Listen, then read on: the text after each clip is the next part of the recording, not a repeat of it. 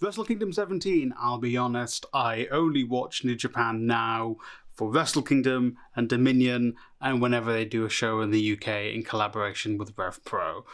But Wrestle Kingdom 17 was a great show. I thoroughly enjoyed it, and let's talk about it. So I'm not going to talk about the pre-show because I didn't watch that. I only watched the main card, but the main card itself was about 4.5 hours long, and it was still really, really good. There were some absolutely killer matches. There was a potential match of the year already 4 days into the year.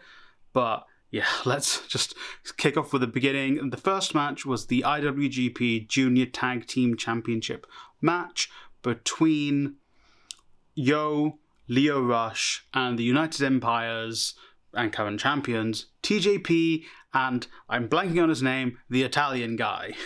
And listen, I love junior heavyweight matches and I love tag team wrestling. Tag team wrestling is some of my favourite wrestling. And you know what? It was a great match. I thoroughly enjoyed it. Lio Rush got busted open really early on and commentary were quick to have that go into the storyline. I thought Lio and Yo were about to win, but the veteran nature of TJP, he rolled up Yo for the win, and to be honest, I don't mind a roll-up win, and also I believe it's some symmetry for the tag league. I believe TJP won a match, one of their first matches in the tag league via roll-up. So again, that makes entire sense, and I love the long-term storytelling of New Japan. The second match was the IWGP Women's Championship match between Kairi Sane and Tam Nakano. I love Kairi. I've loved her since NXT, and I've sporadically watched her time back in Stardom, and it's been awesome. This match was vicious. I'm a bit disappointed it only went 5 minutes, but in that 5 minutes, it was intense and vicious. That finish with Kairi hitting that reverse back fist, just oh my god, and just Tam Nakano hitting like a sack of rocks. And that's ignoring Tam Nakano's incredible brainbuster when I was like, oh my god, that looks like it hurts. But then Kairi wins with the insane elbow. Again, it was 5 minutes. I wish it was longer. But I think the reason they made it shorter is because Mercedes Moné debuted. Mercedes Moné, formerly known as Sasha Banks, debuted. Her entrance attire was something else. It was incredible. And let's not forget, the ramp for Wrestle Kingdom this year was amazing. I loved it so much. LED lights really added to the atmosphere of it being a big show, especially it being the Inoki Memorial Show. But her coming out in this really great entrance attire, her attire itself was good. It was Japan themed, red and white. She cuts kind of a promo on Kairi while she shakes a hand, and then she hits her what's going to be her new finish. I don't know what it's called, but it was kind of botched. And people are always quick to say, Mercedes Moné, formerly known as Sasha Banks, is a botch machine. This actually wasn't her fault, and I'm not going to fault Kairi either. If I've got a video, I watched a video of the move, I'll show it behind me if I can here. But essentially, when you hit the move, your opponent needs to land on their feet and then you hit the DDT. And when it's a one fluid movement, it looks great. The issue was Kairi landed on her knees. I'm not faulting Kairi for that because she was in a really, again, 5 minutes, but it was an intense match. And imagine doing a 30-minute match and having to hit that move at the end and your opponent having to land on their feet and you hitting the DDT. It just seems very complicated. Obviously, these wrestlers are far more fit than me, and I'm sure they 9 times out of 10 would probably hit that properly. But it's just unfortunate because it was her, her debut, her big moment. But it looks like a difficult move to hit. Like, you got them in the gory bomb position, you throw them up, you spin them, they land on their feet, and you hit a DDT. And you're meant to do that really fluidly, so it doesn't look like you're setting up just for a DDT. But then she cuts a promo. People were saying they didn't like the promo, but I feel like there's a lot of people who either hated or loved formerly known as Sasha Banks and don't understand promos cut by non-Japanese people in New Japan. Even Jay White's promos kind of follow that sort of cadence. Obviously, he's Jay White. He's been there for longer. It's a little bit more the Japanese style. But even Okada's promos are like that. It's very much you're announcing your intentions. You're not it's still very sporting in New Japan. And yeah, I know she attacked her, and she was, yeah, she played up that like bossy, like I think she called herself the I'm that bitch, but I'm not 100% sure. No, she called Kyrie a bitch. But she, she was playing up that full of herself persona, her egoistic persona as the CEO, Mercedes Moné, and the song was actually really good, her entrance song.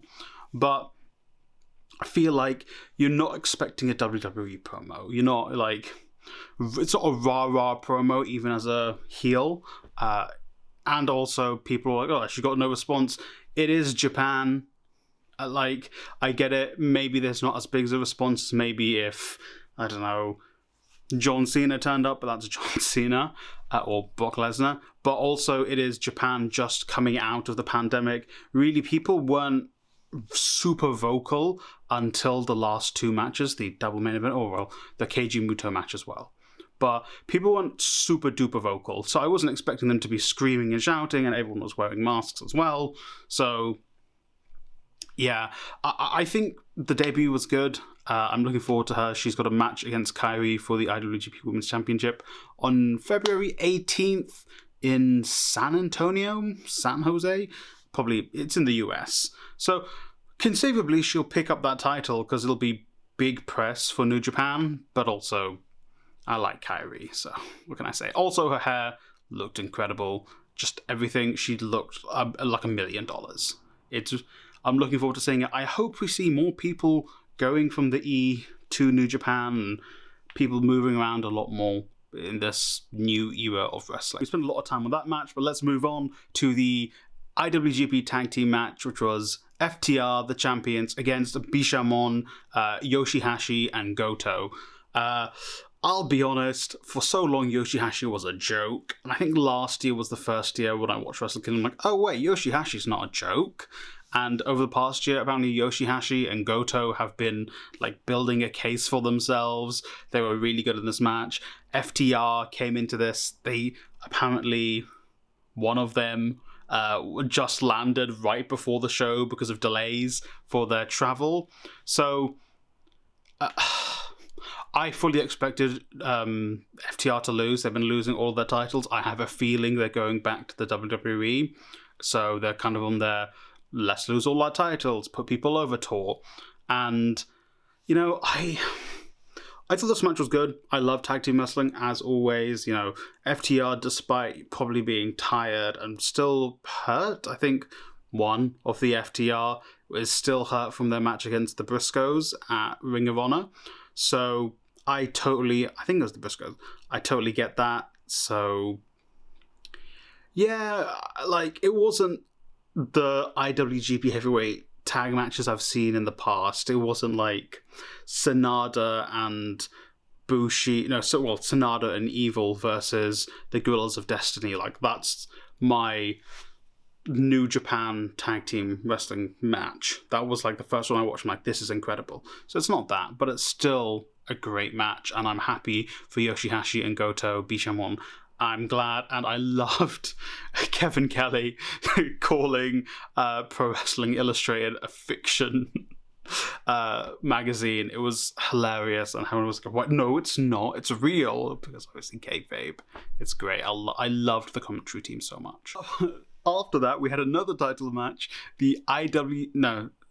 After that, we had another title match, the New Japan TV Championship match, tournament final, to determine the first champion. Zack Sabre Jr. versus Ren Narita. Zack Sabre Jr., bleach blonde now. He came out, he called Rishi Sunak a dickhead and told him to pay nurses a livable wage. Love that. Love Zack. Always love Zack. Zack Sabre Jr. won. The matches have a 50-minute time limit, and Zack won. It was a good back-and-forth match. Zack was mostly in control for the most part, and he won, getting Ren Narita to tap out at one of Zack Sabre Jr.'s arm bars. The belt actually looks a lot better on someone and in person. Like, the only time I'd ever seen it was a press conference. They announced it. But when he puts it on, it actually looks decent. Like, the shape is a bit weird. It's like a weird rounded edged rectangle, but it was still a decent belt, so I'll give them that. And then afterwards, TMDK, the Mighty Don't Kneel, come out. Obviously, Suzuki-gun sadly had to disband last year. They just disbanded. So TMDK came out. They had a shirt. Commentary was saying, "Oh, they used to ride with Zack Sabre Jr." I was like, "Oh, is Zack gonna still go solo?" He was teasing he's gonna throw away the shirt. He puts it on. TMDK reunites with, it looks like Zack Sabre Jr. maybe as the focal point, the center point, which is awesome. Jonah, now what's his name in WWE? Bronson Reed tweeted out about this was always the plan. I loved it. It's great. We have another title match. We have Tama Tonga versus Never Openweight Champion Carl Anderson. Machine Gun Carl Anderson. I love when they duck when he's doing his machine gun for the Never Openweight Championship. This was a really good match. It was really physical. I mean, Carl Anderson beat the shit out of Tama Tonga on the ramp, but sadly, the match was kind of mired by the ending. So Tama Tonga hits one gun stun on Machine Gun Carl Anderson, and then he goes for a second one, but I don't know what happened. I think maybe Carl Anderson was dizzy or maybe concussed, because Tama Tonga goes for a gun stun, and when he's going up for it, it looks like his arm hits Anderson like on the chin, and Anderson just collapses. And instead of running the spot again, which I assumed they would have done, Tama Tonga just goes for the pin and he wins. So I don't know what it was. I mean, calling that on the fly, I don't know why they didn't try for it again. Tama Tonga would have been like, no, one more time, and hits it. And it would have made Carl Anderson look even stronger, actually getting taken out by a proper gun stun. But I don't know. Carl Anderson was getting help out afterwards, but, they usually have the young lions there to give them ice packs and help them out. But Tama Tonga's your new Never Openweight Champion. Love Tama Tonga. I love all of his new gear. He looks like a Power Ranger. It's awesome. Now for the only non-title match on the main card, we have Keiji Muto's memorial match, his long goodbye to the Tokyo Dome and his goodbye to New Japan. Obviously, he had his match as the Great Muta against Shinsuke Nakamura.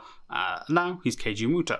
So it was Keiji Muto, Hiroshi Tanahashi, and Shooter against LIJ. So my guy Tetsuya Naito, Cold Skull Sonata, and Bushi.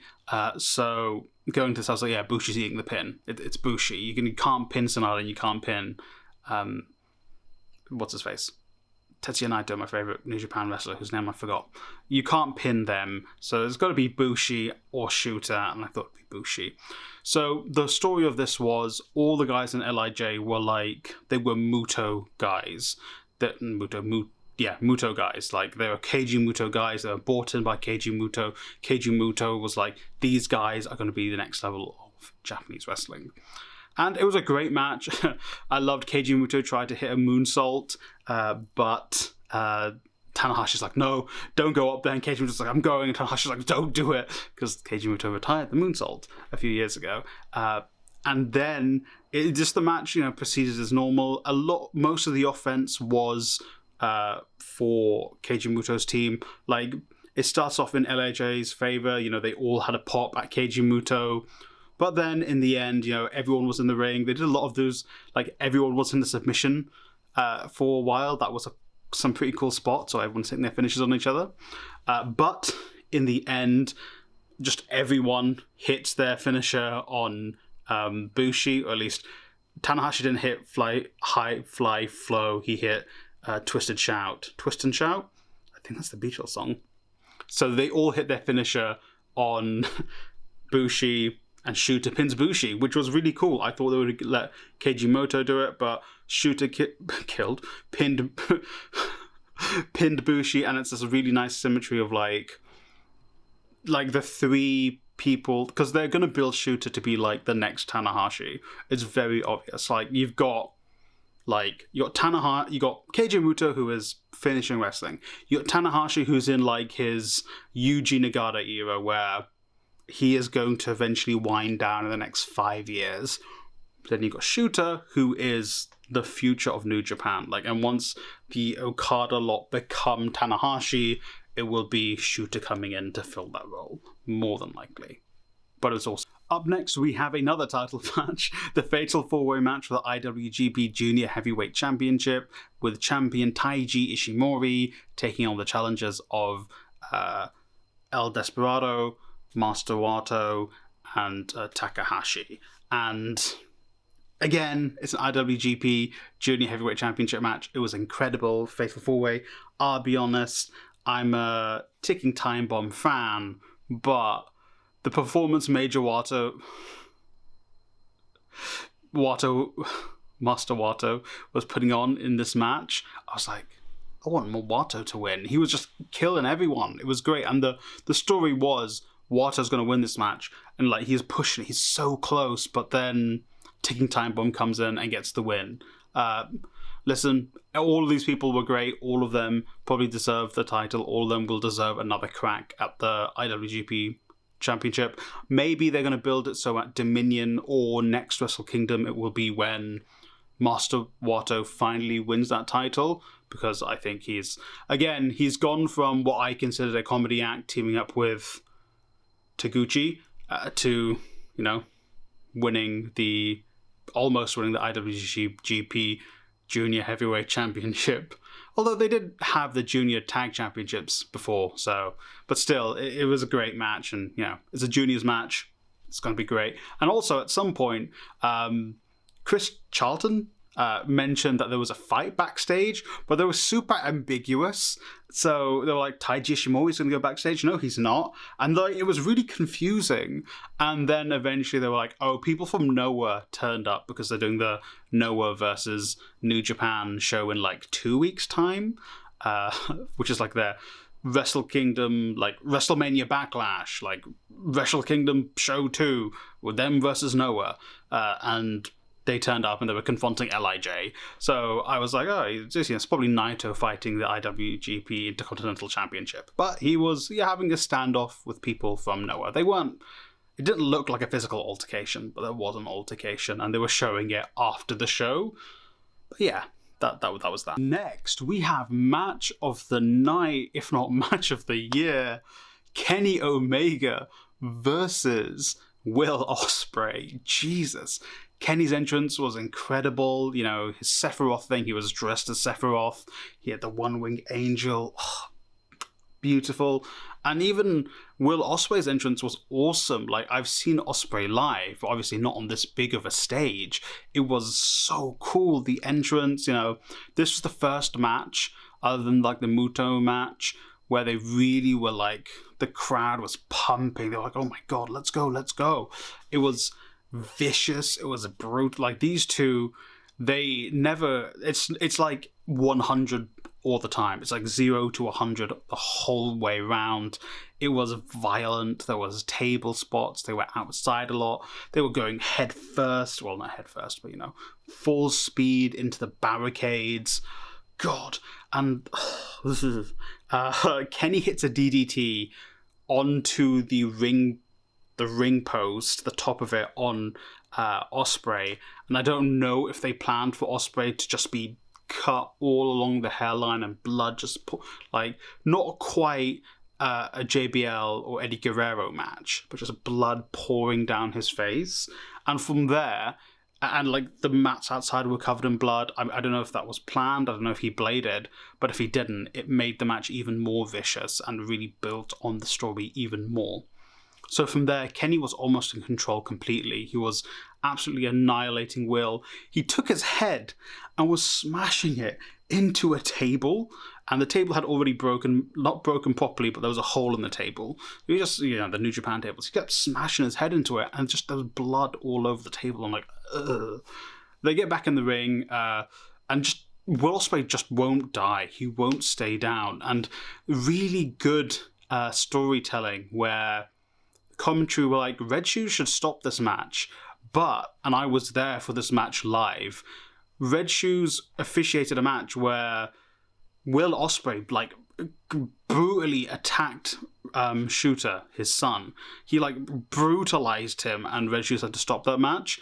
And they were like, Red Shoes isn't going to stop this match. This might be a conflict of interest. He should be stopping this, but he's watching Ospreay getting punished, and it's like, even if that's not what the plan was, commentary doing that, that's wrestling commentary. That's perfect wrestling commentary. But anyway, Will Ospreay just won't die. He won't stay down. And then eventually, the second wind comes back to him, and he fights Kenny back. He hits his finishers, but he can't properly get the Stormbreaker off. He can't get the Super Stormbreaker off because he's lost so much blood. He's struggling to climb. He's struggling to, pick up Kenny. He's just exhausted from the blood loss. And then in the end, Kenny hits a one-winged angel after this match you have to watch. It is a must-watch match. Eventually, Kenny hits the one-wing angel, gets the win. They stole the show entirely. I think everyone was like, Jay White knew this was going to be the match that stole the show, and you could tell beforehand, and it stole the show. And it's, because you go to the main event match following that, and it's an Okada match, and Okada can always follow any match, but that was just... wow. But now, we move on to the main event. Kazuchika Okada challenges Jay White, the IWGP World Heavyweight Champion, for the title to basically, they were billing it as, this person is the spirit of Antonio Inoki, this person represents Inoki and New Japan. And it was a great match. Again, obviously, any Okada match is great. Any Jay White match is great. Jay White is just a fantastic heel. The way he plays to the crowd, love it. I don't think he'll have this freedom anywhere in the US. I think that's why New Japan is so perfect for him. I don't think WWE would give him this freedom, and I don't think AEW would either. So I think he is perfect there. He is the perfect heel for New Japan. Okada, fantastic wrestler. New Japan. Jay White was in control for a lot of this. He was really grilling into Okada, but the last 10 minutes, it was they were fighting each other back and forth, and Okada gets the upper hand, and Okada's like, I'm putting you down finally. And he puts Jay White down finally, and he wins the IWGP World Heavyweight Championship off Jay White. And in a really touching moment where Okada's in the middle of the ring, he's holding the belt, he's looking at it, he's holding it, and Jay White is clinging onto Okada's leg and climbing up him and climbs up. And they just stare at each other. Like they're so close, and Jay White's just staring at Okada. And this is after Jay White's just in the corner holding the belt and won't give it to Red Shoes. He's just dejected. And he's just holding it, and Jay White's just there, and they're just and Jay White leaves. And I thought they'd end it there, and then the dragon Shingo Takagi comes out and basically cuts a promo being like, you beat me for this title, and I hated that, and I've worked myself back and became King of Pro Wrestling, so I think he's got the belt for the year.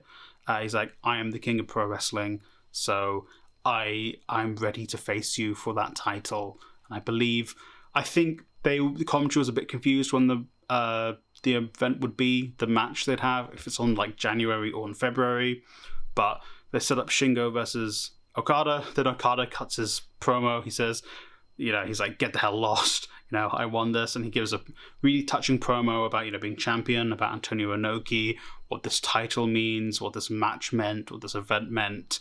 And then at the very end, he goes up the ramp. Usually he'll go out and it'll fade to black. But, well, not fade to black, I'll cut to commentary. But he then does Inoki's catchphrase at the top of the ramp for the entire stadium, the Tokyo Dome, and then he leaves. And then we cut to the Japanese commentary table, because I don't know why, but they always cut to the commentary at the end of the matches. They don't fade to black. I don't know if it's a Japanese TV direction type thing, or I don't know what the Japanese announce table are saying. They're probably telling people about a recap of the show, or when the next shows are going to be. New Year's Dashes, I think, tomorrow, time differences. But yeah, that was New Japan Wrestle Kingdom. This video is meant to be 5 minutes, but I'm pretty sure it's 25 minutes. It's so long. It was such a good show. 4.5 hours, but it was really, really good. it was well worth me barely getting any sleep last night. 100%. So, thank you for watching. Let me know down below what you thought of New Japan Wrestle Kingdom 23, Wrestle Kingdom 17. If you add 23 and 17, it makes 40. Oh, what? Let me know what you think down below, and what was your favourite match. And hey, let's watch some great wrestling this year.